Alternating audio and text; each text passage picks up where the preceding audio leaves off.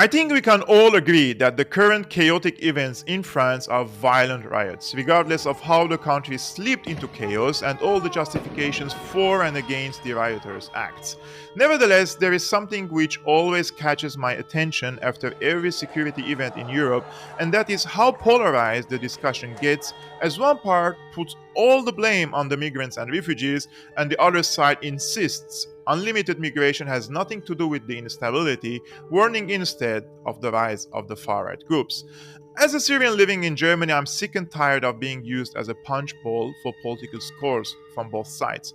The left says refugees are welcome, and the right says they want to expel them all. How about addressing the root causes of the influx of refugees in Europe, which was infiltrated by Islamists and radicals who would never integrate into Western societies? Let us check the timeline of the significant waves of refugees to Europe in the past decades.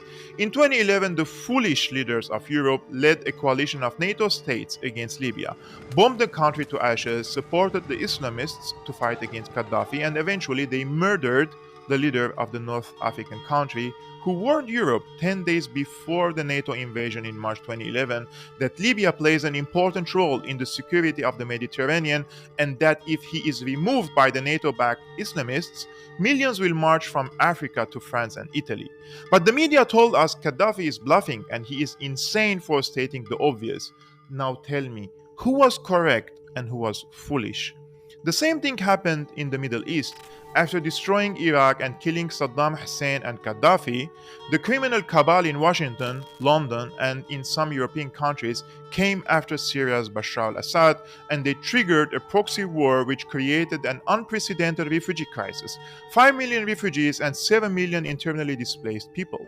There are millions more waiting for the right opportunity to escape to Europe too.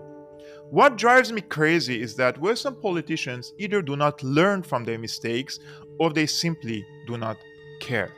These experiences have shown that interventionist and hawkish policies do not benefit anyone, and instead of joining the efforts of China and Russia in stabilizing the region, the US and the EU are increasingly imposing more illegal sanctions on the Syrian people and pushing them below the poverty line and desperation.